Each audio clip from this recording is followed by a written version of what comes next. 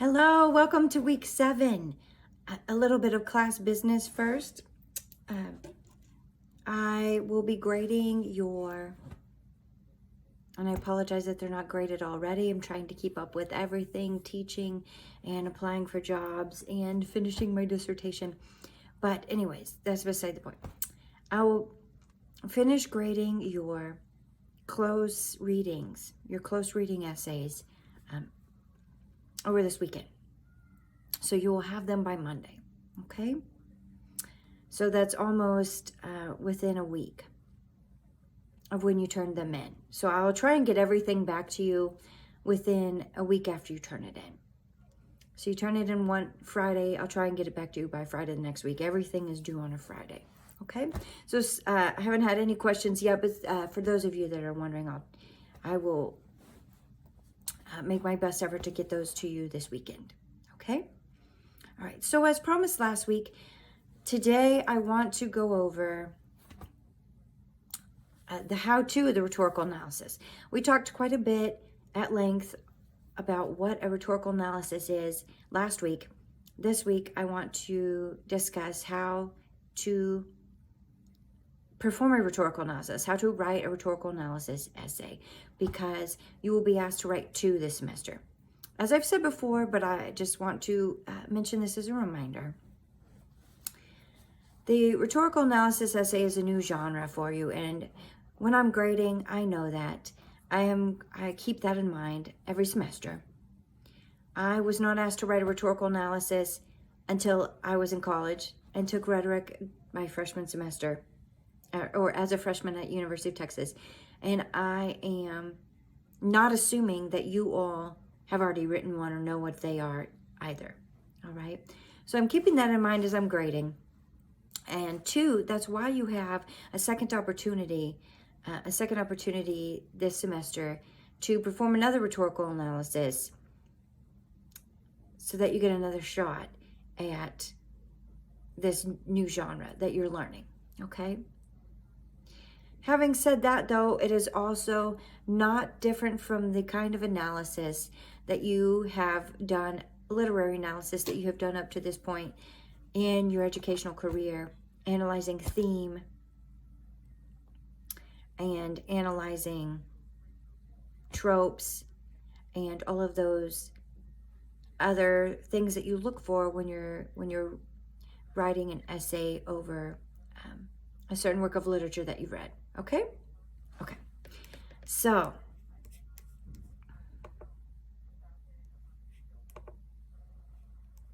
how to write a rhetorical analysis.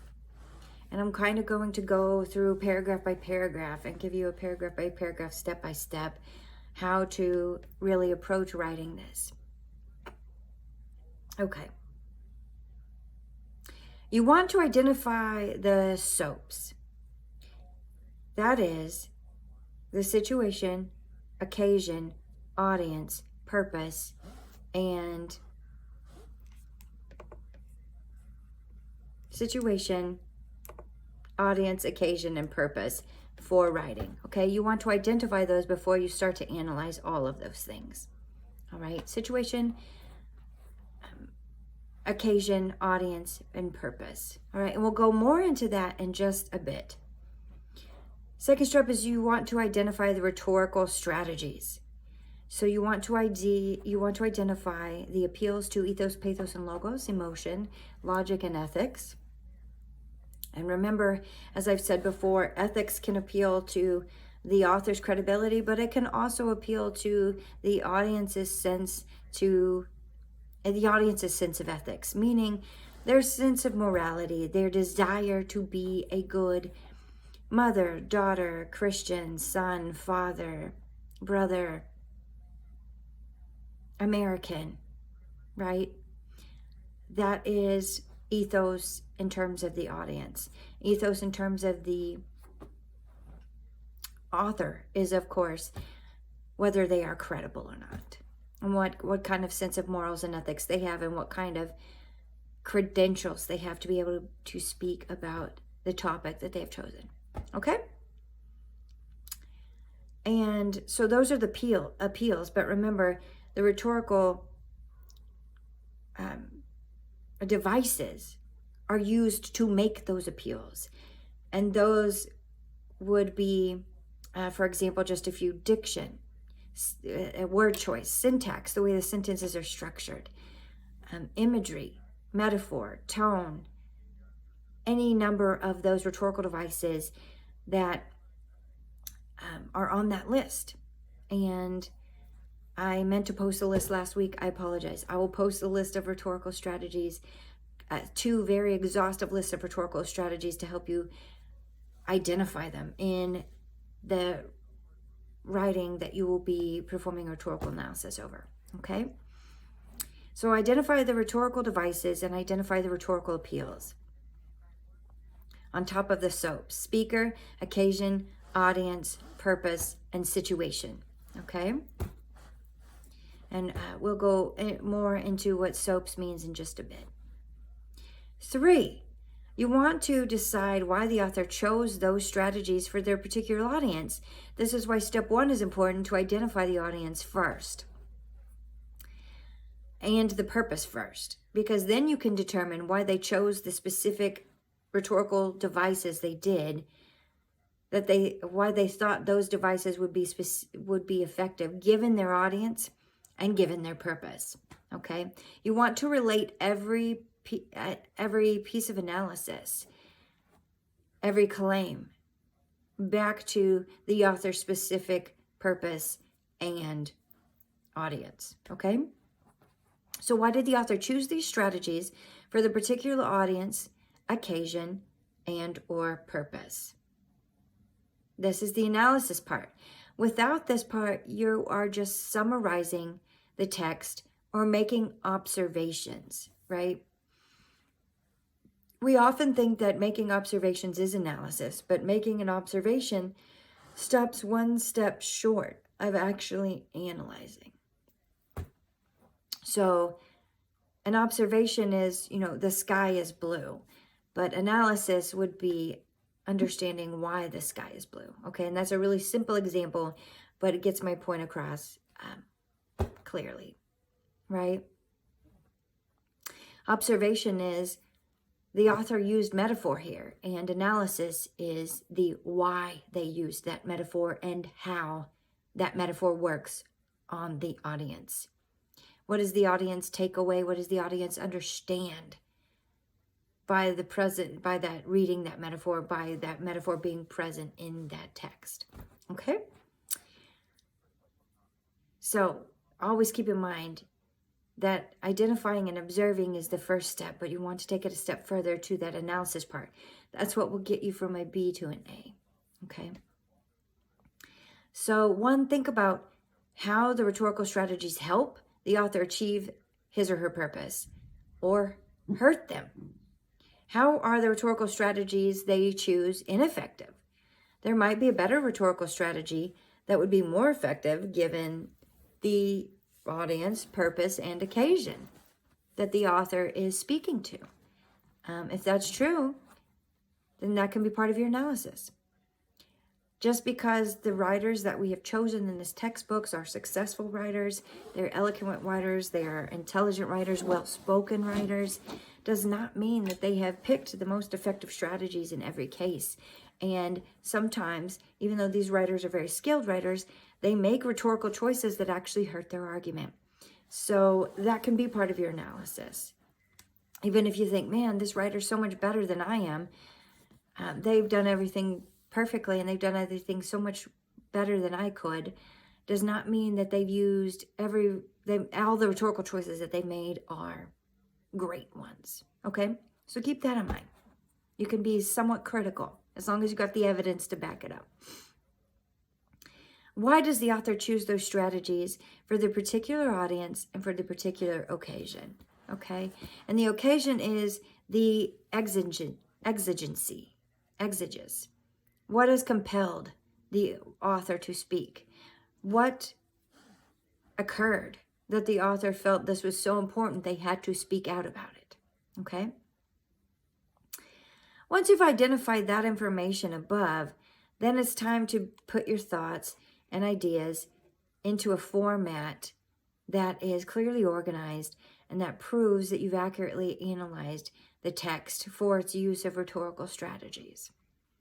There are many ways to write a rhetorical analysis essay, but below is an example that is a pretty generic, helpful format when you're beginning to think about writing a rhetorical analysis and you're unfamiliar with the genre.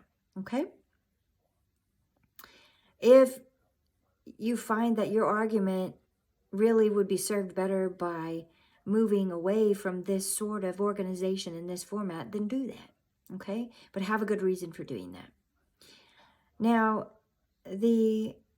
probably what you'll be most comfortable with in the beginning, and what I would most recommend, which is most logical, the most logical way to organize your rhetorical analysis is both chronological and two,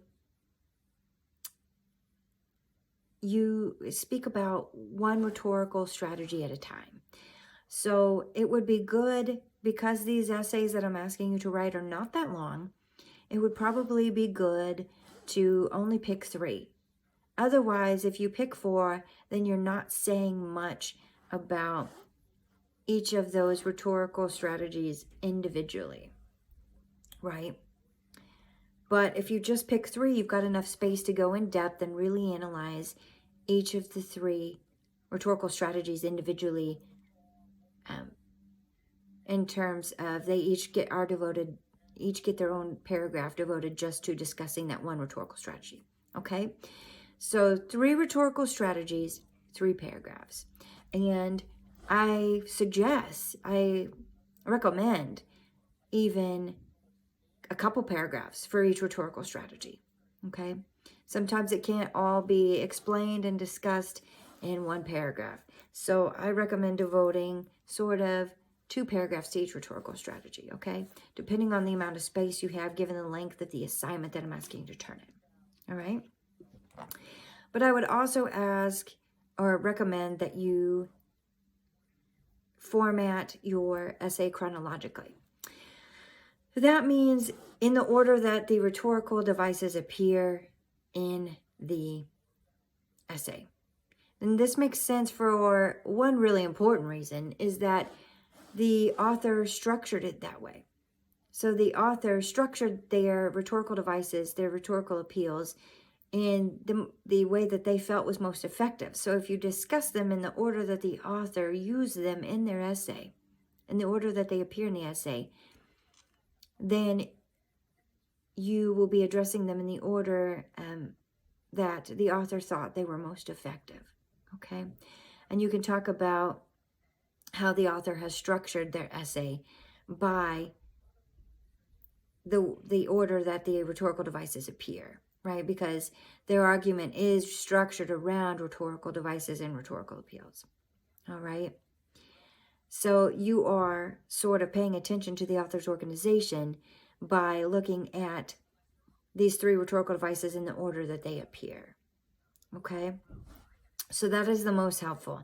You can deviate from that, but you need to have a logical reason that serves your purpose. And your purpose is, of course, to analyze the argument effectively and the use of rhetorical appeals effectively. Okay. So that's a good way to format it, to organize your rhetorical analysis. All right. You want to address the SOAPs. I'm returning to what SOAPs is. In your introduction, you want to introduce the SOAPs in your introduction, and the reason for doing this is simple. You can't analyze whether the rhetorical appeals are effective given the author's audience, purpose, and occasion unless you mention first who the audience is, what the purpose is, and what the occasion is. Okay? All right. So you want to do that in your introduction to your rhetorical analysis. Speaker, occasion, and subject. The speaker, when you talk about the speaker in your introduction, you want to make brief mention of their credentials and sort of evaluate their credentials. This will be not just their education, those are credentials, but also you want to pay attention to their background, okay? Sometimes a person's life experiences qualify them to talk about something as well. So you want to talk about the speaker's subject positionality. And those are all of those factors that figure into how we develop our beliefs and values, including age, socioeconomic status, religious affiliation, political affiliation, sexual orientation, gender, on and on and on, right? These personal characteristics that determine kind of how we see the world and our perspective. So you want to speak a little bit about that when you're talking about the writer too. And their credentials, their level of education, what kind of studying have they done over this subject? What kind of information do they possess over this subject? And then you want to think also, what kind of information does the audience possess about this subject? That will determine how much information, background information, the author has to give their audience. If they're speaking to a bunch of peers who are knowledgeable about the subject, less background information is needed. Okay. Then you want to, this seems silly, but students miss this every time, and it's a simple thing that can boost your grade without much thought. You want to, in your introduction, specify what text, who the author is, and who the text is, just by name, or what the text is that you are analyzing. So mention the author's name and mention the title of the text by name in your introduction, okay? So many students just jump right into the analysis without mentioning what text, what article they're looking at, okay? You want to also mention the author's purpose. The author's purpose is part of your thesis. Your thesis will state how well you believe the author accomplished their purpose. So part of your thesis has to be a clarification of what you believe the author's purpose is. Choose a strong verb here. Not a to be verb, but an active verb, okay? Not a passive verb, but an active verb. And that could be to entertain, to inform, on and on and on, right? As I mentioned before, there are as many purposes for a writer to write as there are writers. Okay, so that will be part of your thesis statement. And we'll get more into thesis statements here in a little bit, the second half of today's lecture. Okay. Purpose. So you want to state the writer's purpose, what they intend to do with their argument. And audience. You want to mention the type of audience that the author is intending to convince, intending to speak to, and that they have in mind when they're writing their argument. Okay?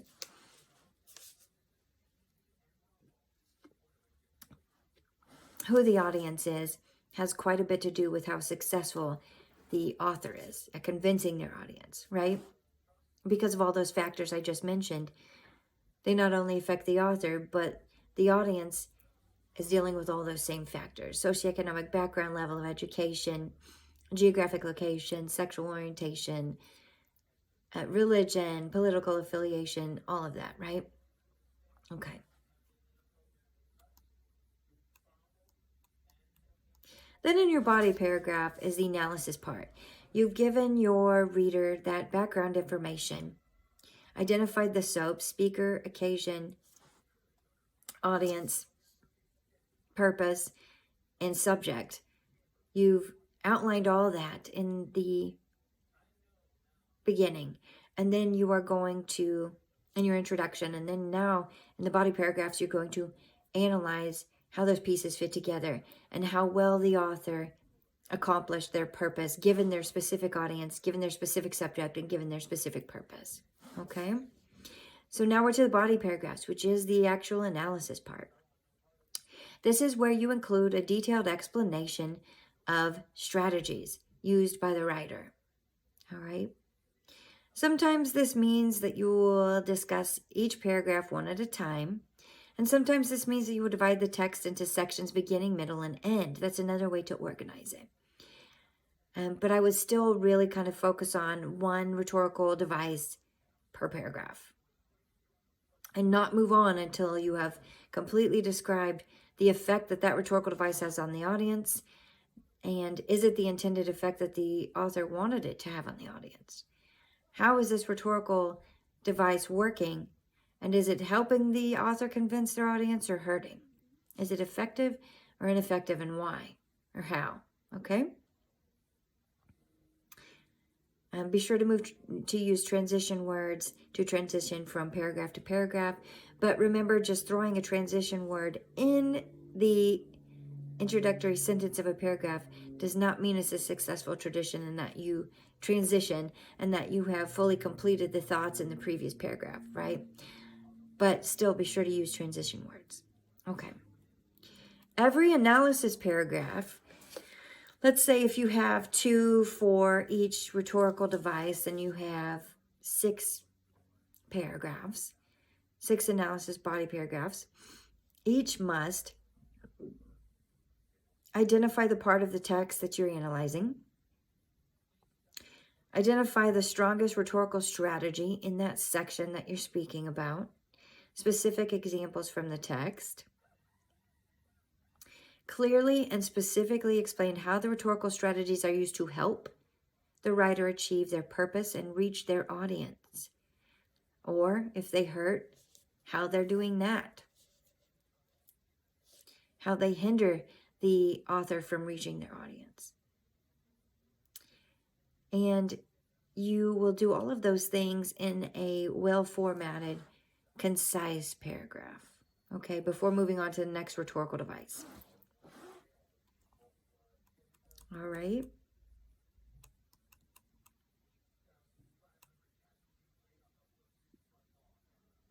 So the first sentence of each paragraph should identify the section of the text you're discussing and the main idea of that section. The second sentence should convey the writer's support for the main idea by identifying and providing a specific example of one rhetorical strategy used by the writer. The third sentence, and of course you can use more than 4 sentences in each paragraph, but you'll need a sentence that does, at least one sentence that does each of these things. The third sentence explains how the rhetorical strategies you discussed in the previous sentences help the writer achieve their purpose by using an order to statement or a transition, not a transition word, a phrase like that will clue the audience in to the fact that there is an explanation.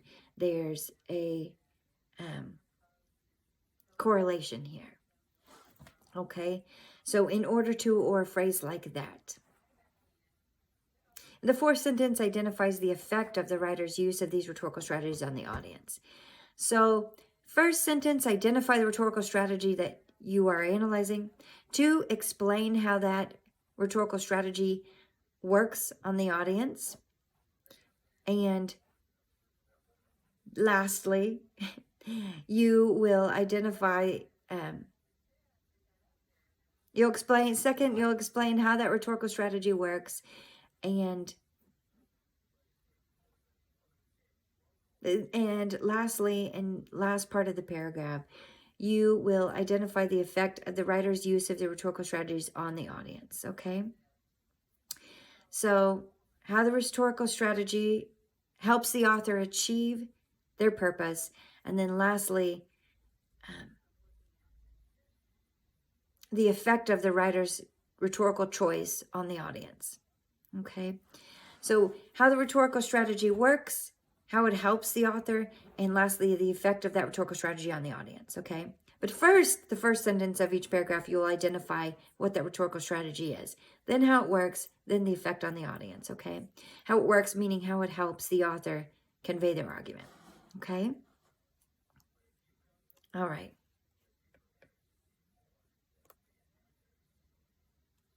So that is how you will sort of format your rhetorical analysis and perform the analysis over 3 different rhetorical strategies in 3 different paragraphs. And I will have a sheet up with examples of each of these steps. And some rhetorical analysis paragraphs And I will have a rhetorical analysis introduction and thesis statement also. Look for those after you watch this lecture. I will have examples of students who have performed these steps and what it will look like, okay? Under course materials on Blackboard. So look for that. I have a sample introductory paragraph, sample thesis statement, and sample body paragraphs, okay? And also, next week, I will post an entire sample rhetorical analysis essay from introduction to conclusion, okay? That will help you because what you're being asked to do is very similar to the example that I'll post. And it will really help guide you, okay? So look for all of that under course materials. Be sure to read those course materials. They are links to resources from other universities most of the time. Notes on top of the notes that you've taken from watching the video lecture. And they will really, really help you understand the concepts better than I can explain them sometimes. I rely on borrow resources from other universities sometimes because there's some really smart people at other universities. So do take advantage of those course materials that I post because I really spend quite a bit of time searching for the best course materials out there from other universities and putting together some course materials myself too for you to look at. So spend a lot of time putting those kind of notes together on top of my lecture. So do look at those on Blackboard under course materials. Okay. Now, I want to talk more about SOAPs for a bit. And sort of explain the how-to more in depth. I just went over that how to write a rhetorical analysis sort of quickly. So I want to kind of go over it again more in depth, okay? All right.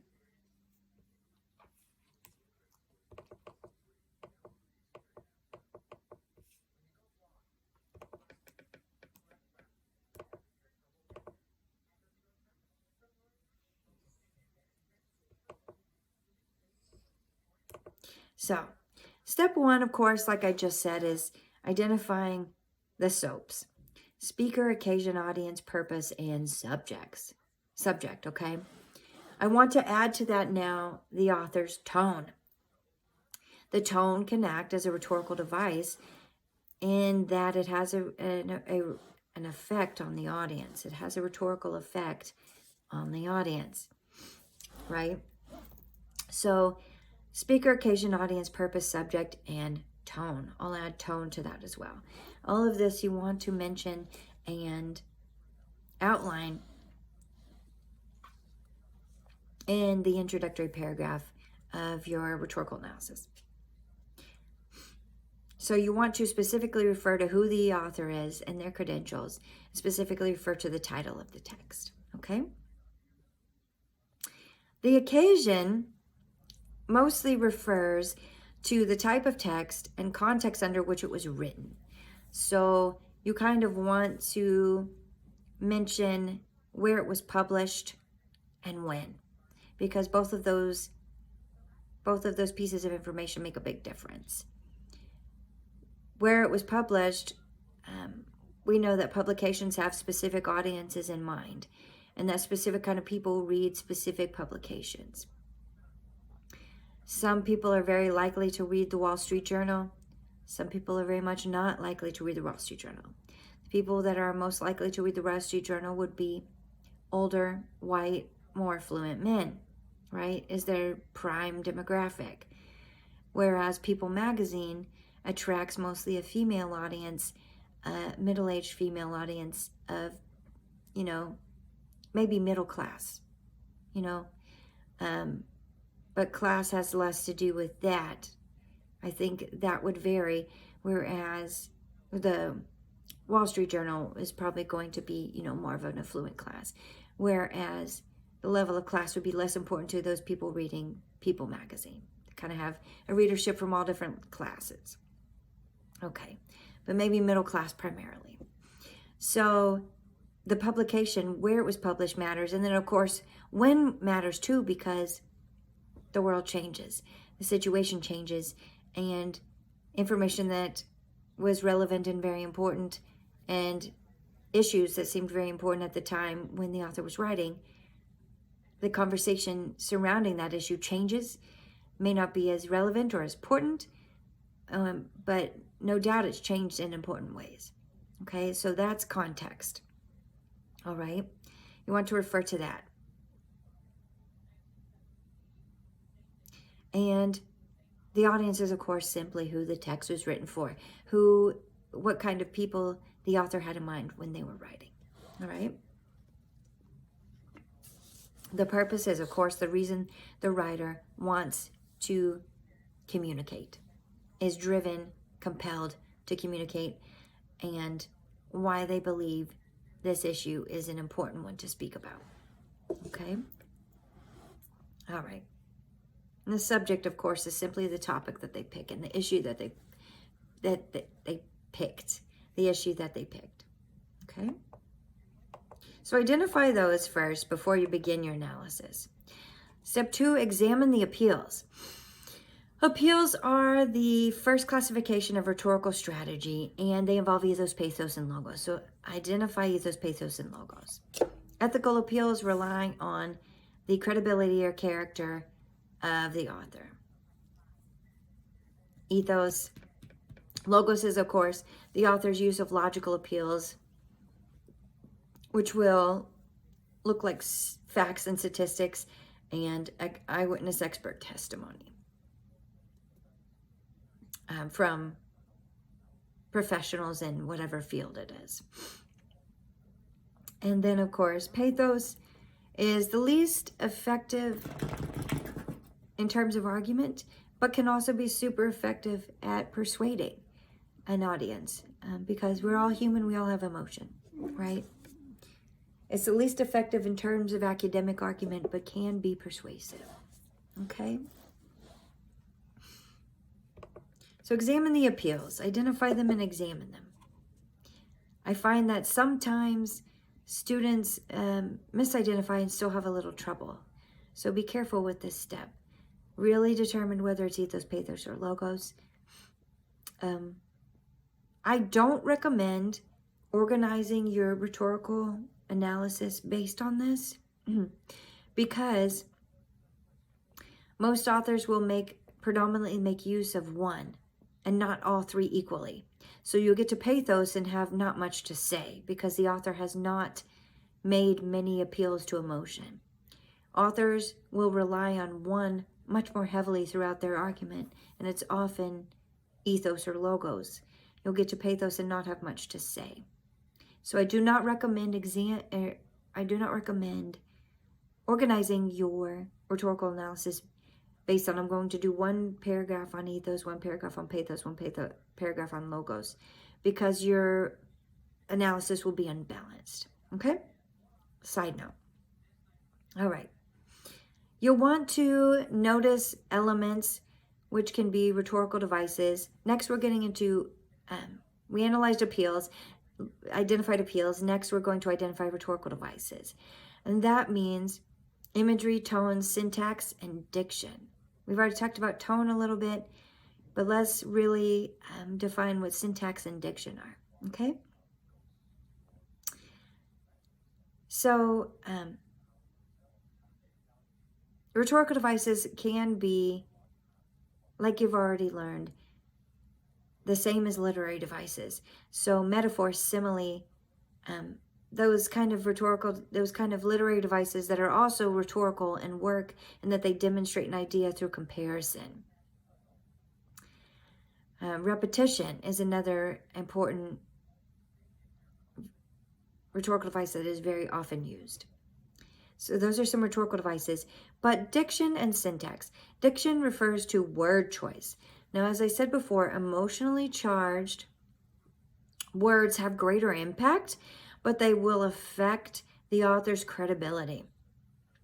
A more logical, unbiased author is going to appear more credible to their audience. So you want to avoid that emotionally laden language.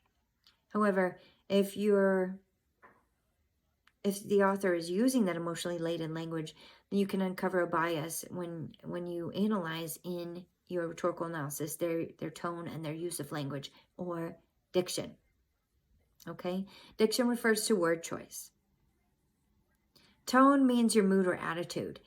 Are you sarcastic? Are you friendly? Are you emotional? Are you logical? Are you apathetic? Are you very empathetic? Right? Tone can be described in several different ways. Many, many, many different ways, right? Okay? So you've got, sort of a scientific tone or a casual tone, like you're just talking to your friend as if you were writing a text. Those are complete opposite ends of the spectrum, okay? The kind of tone that the author uses depends on their situation and their audience. That casual tone that you use for text messages is not appropriate when you are writing an academic paper, okay, or performing an analysis. Okay.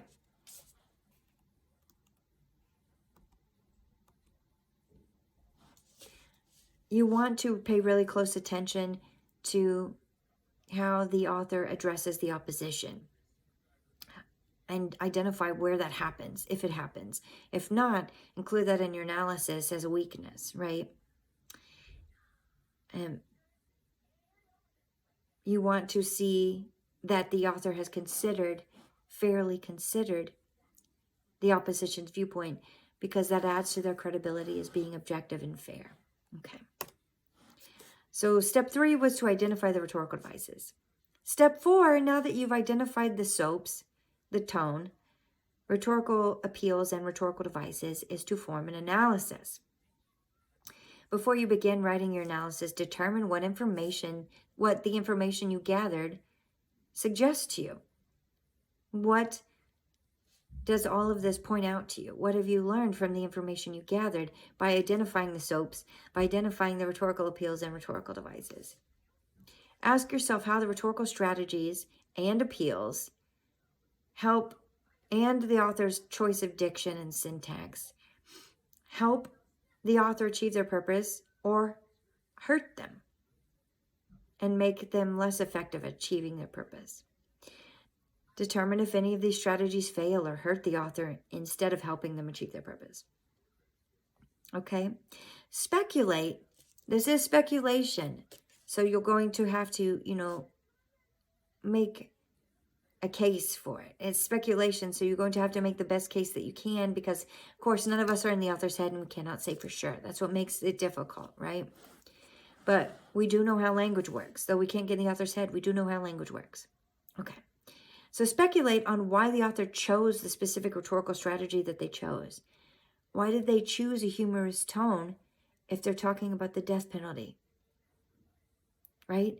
If they're going to make a surprising choice like that, they have to have a logical reason, a strategy for doing so. Okay? So speculate on why the author might have chosen the specific rhetorical strategies they did, given their specific audience and given their specific subject matter and their specific occasion. Relate all of your analysis back to the specific audience, occasion, and subject. Okay? One good way, if you're having trouble deciding how the rhetorical strategies work, given the specific audience and subject, contextualize it differently.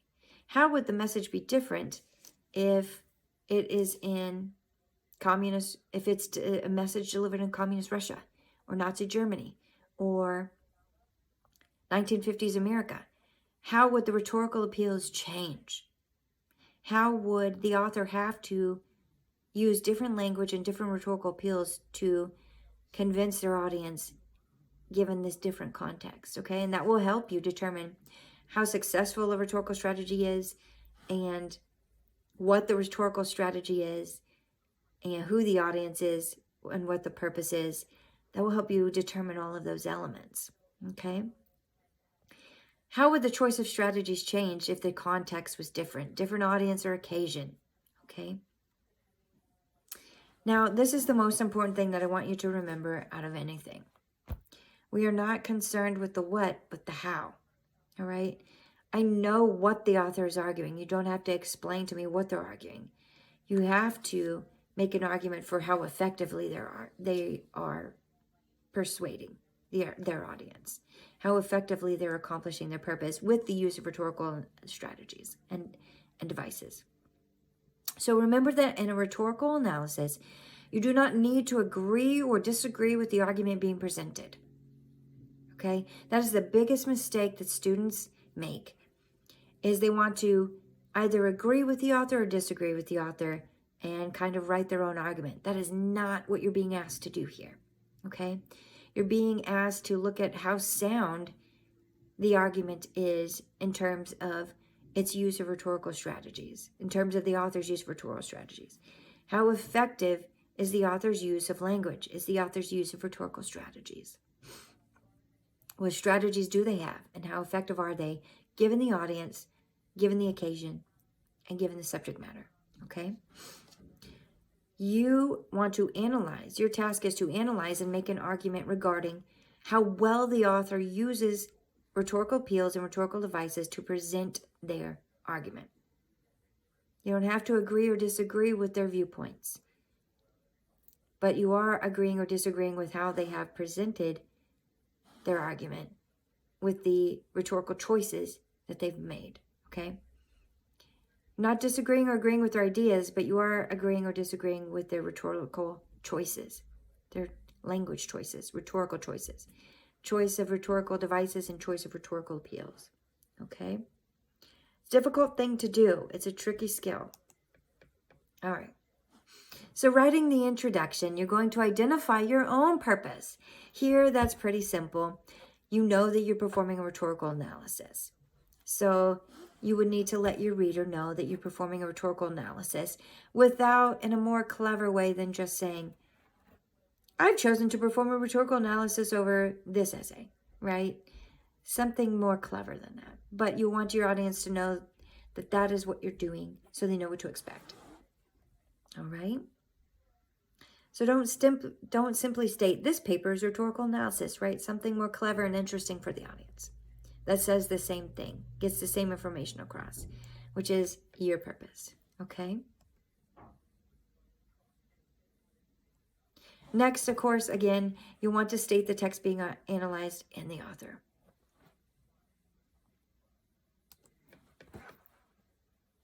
You want to briefly mention the soaps in the introduction. I already told you this. But once again, mention the speaker, occasion, audience, purpose, and subject of the text, because you are going to analyze each of those elements and how they fit together. But before you can do that, you have to let your audience know what they are before you can talk about analyzing how they fit together, or else your audience will be lost, right?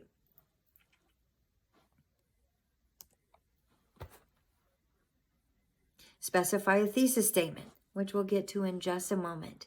The thesis statement is really key, of course, to a successful introduction.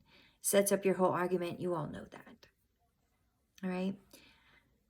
In your thesis statement, we'll talk more about this in just a minute, but in your thesis statement, you want to mention, of course, the audience's purpose, and then your evaluation. After all the analysis you've done, your thesis statement will be your evaluation of the conclusion that you've come to after the analysis that you've done. So the conclusion you've come to about how effective or ineffective the author's use of rhetorical appeals is. So you can say something like, avoid good or bad, using the word good or bad, because those are value judgments and they're not objective. Stick instead with words like effective. So the author blank effectively uses blank, blank, and blank, your 3 rhetorical devices that you picked, to do blank, whatever verb it is that you picked, that the author's purpose, whatever verb you picked to describe the author's purpose. The author effectively or ineffectively uses blank, blank, and blank, 3 rhetorical devices to successfully accomplish blank, whatever verb you chose that reflects the author's purpose, okay? So your thesis statement will be in that format, which is going to be your judgment or your conclusion of your analysis, effective or ineffective, 2, what rhetorical devices you're going to examine. And 3, the author's purpose. So your thesis statement should convey to your audience whether you think that they have accomplished their purpose effectively or ineffectively, and what rhetorical devices they used that were most interesting to you, stood out most to you, to try and accomplish that purpose. Okay? And that way you'll make an original argument. State the rhetorical techniques in your thesis in the order that you're going to speak about them. Okay? Organize your body paragraphs by rhetorical appeals. All right? Separate them into sections by rhetorical appeal. And you can speak about whether that rhetorical device was used to make an appeal to ethos, pathos, or logos as well. I just wouldn't recommend organizing a rhetorical analysis by those 3 appeals, because it's likely that one of them won't appear very much. Again, like I said, okay?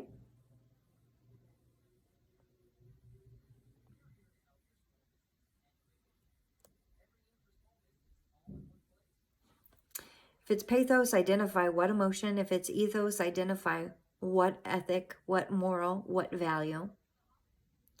And if it's logos, of course, identify what facts. All right? You should always also be trying to figure out, based on the author's use of rhetorical appeals, what values and beliefs they hold and are trying to promote. What does the author believe is good, and what does the author believe is bad? Okay? Write your analysis in chronological order. Again, the order that the appeals appear in the essay or the article that you're analyzing. Okay? The original writer of the original document organized the information carefully and purposefully. And that means their appeals as well are organized in a specific way. And so attending to each rhetorical device in the order that the author structured them within their essay will make your essay, your analysis more coherent. Okay? Provide plenty of textual support. So make sure to include passages and phrases. Key phrases and passages to illustrate and really solidify your point. Evidence from the text, okay? Direct quotations. So for ethos, you can point to the spots where the author specifically mentions their credentials, okay? If that's the case, for example. And for logos, specifically where they list facts or statistics or include testimony from an expert in the field, okay? Maintain an objective tone, just like you've probably been told in school for most of your career. Avoid the words I and we and stick to more third-person objective tone, okay? Writing the conclusion, you'll want to restate your thesis, but not repeating it word for word. You'll want to rephrase it using new terminology, and essentially you're sharing the same information, but the audience understands a lot more about your thesis than they did in the beginning. So you want to convey that in your conclusion. What does the audience now understand about your thesis that they would not have without having read your analysis? That's what you want to include in your conclusion, okay? And be sure, of course, like always, a good conclusion restates the main ideas, all right?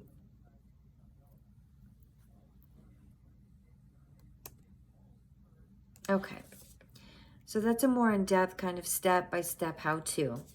The last thing I want to do today with the probably last 10 minutes that I'll spend here on this lecture today is talking more about the thesis statement, because honestly, how successful your analysis is depends on coming up with a strong thesis statement. because it's the basis of all the analysis that you'll do. And it sets your audience up to understand your analysis, okay?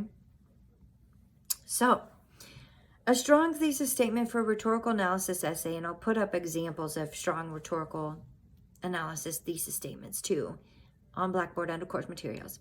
But a strong thesis statement for a rhetorical analysis essay avoids, like I just said, I think or I believe. And that's because it leaves room for doubt. Well, you believe that, but I may not. Instead of declaring that something is this way, you're declaring, I believe it's this way. It leaves room for doubt, and it leaves room for objection. Okay? So a strong thesis statement avoids I believe or I think. It serves as a guide for your reader so that they know in paragraph 1, this author's going to describe the use and analyze this specific rhetorical device, metaphor, or whatever it is, illusion, whatever it is. In paragraph 2, they're going to speak about this rhetorical device. In paragraph 3, they're going to speak about this rhetorical device. So your audience is following you the whole way. You don't want them to get lost or confused, okay? A good rhetorical thesis statement for rhetorical analysis asserts your conclusion. You've done analysis about the author's use of language. You've collected evidence, and then you've analyzed what that evidence means about how, the ways in which this author has used language to persuade. You have come to a conclusion. So a good thesis statement states that conclusion. And like I said, most of the time it's going to be in terms of the author's effective or ineffective. The author effectively does this. Whatever the verb is that you chose for the author's purpose, okay? Takes a stance on the author's use of rhetorical strategies, whether it's effective or ineffective. That's the conclusion you want to come to after collecting information and doing an analysis. Okay. A good thesis statement states what techniques you will be analyzing in order and the impact of those techniques on the effectiveness of the text, okay? So good thesis statement does all of these things. Now that's a lot of jobs that the thesis statement, for that reason, the thesis statement might be the most important sentence of the entire essay, right? It has a lot of jobs to do. It needs to do all of those things. Okay, so an example of a strong thesis statement would be, Jones effectively convinces, there's that purpose, right? Jones's purpose is to convince, and Jones has effectively done that through the use of statistics and surveys paired with emotional stories. 3 rhetorical techniques. Statistics, which is, of course, logos, right? Surveys, logos, it's a gathering of data. And emotional stories, pathos, okay? So 3 rhetorical devices there, 1 author purpose, and 1 conclusion that the student has come to. Effectively is this conclusion that the student has come to after their analysis and gathering of information about the author's use of rhetorical appeals. Convinces is the author's purpose, that the student has determined that the author's purpose was to convince. And then how they did it. The 3 rhetorical devices the student has chosen to analyze in order. Statistics, surveys, emotional stories, okay? Here's one that is not so effective, which the author was not quite as effective, and the student has made that clear in their evaluation and their conclusion that they come to in their thesis statement. Although Myers includes many convincing logical arguments through the use of historical facts, her readers may doubt her objectivity because of her sarcastic tone. Okay, so here, the problem I have with this is that there's no author purpose, right? It might be implied, but there's no author purpose. So that this is an effective rhetorical analysis thesis statement, but it does not include Myers' purpose, Myers' purpose, right? It does, however, include the 3 rhetorical devices that are going to be discussed. And it includes an evaluation, a conclusion that the student has come to after analyzing the author's use of rhetorical appeals and language, okay? A strong thesis statement for rhetorical analysis is not a simple statement of your topic. Jones speaks about the Electoral College, not an effective thesis statement. A broad statement, like it would be good for the United States to legalize weed, not an effective rhetorical analysis thesis statement. A broad statement or facts of statistics. The CDC has proven that blank, not an effective rhetorical analysis thesis statement. A summary of the author's essay that you are analyzing. Very little summary, right? You may need one sentence of summary, but it's not going to substitute for your thesis statement. Okay, so that's not an effective thesis statement. A statement of what you're going to do in the essay. I will analyze the author's use of blank, blank, and blank. It's got part of what you need, right? You need to list your 3 rhetorical devices in your thesis statement. But just a statement of what you're going to do. I'm going to analyze this author's use of these 3 rhetorical devices. That does not include the author's purpose, and that does not include your evaluation of how effective the author is or isn't in using rhetorical devices to accomplish their purpose, okay? So that last one has almost everything you need, but missing 2 parts. Your evaluation, and 2, the author's purpose, okay?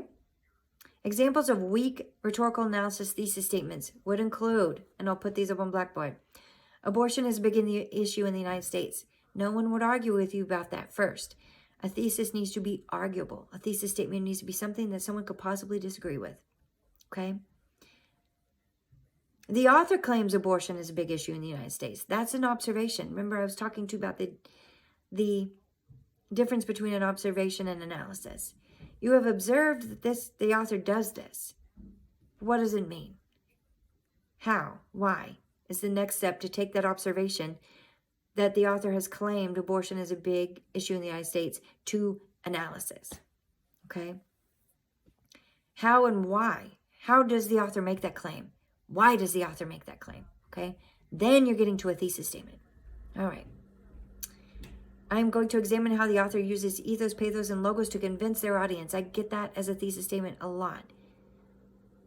You are clarifying for your audience what you're about to do, but you have not, in your thesis statement, included any kind of evaluation, any kind of analysis, any kind of conclusion that you've come to after doing your analysis, okay?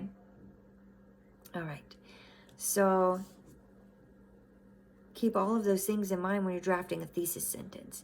And if you draft a successful thesis sentence, then the rest of the organization and the rest of the analysis will kind of fall into place. All right? But that thesis statement will set you up for success with your audience and in performing your own analysis. All right? So be sure to complete the forum, the discussion forum for this week. Have a wonderful Halloween. I hope, even with the pandemic, that you've got fun plans and are staying safe and healthy. And I will see you all next week.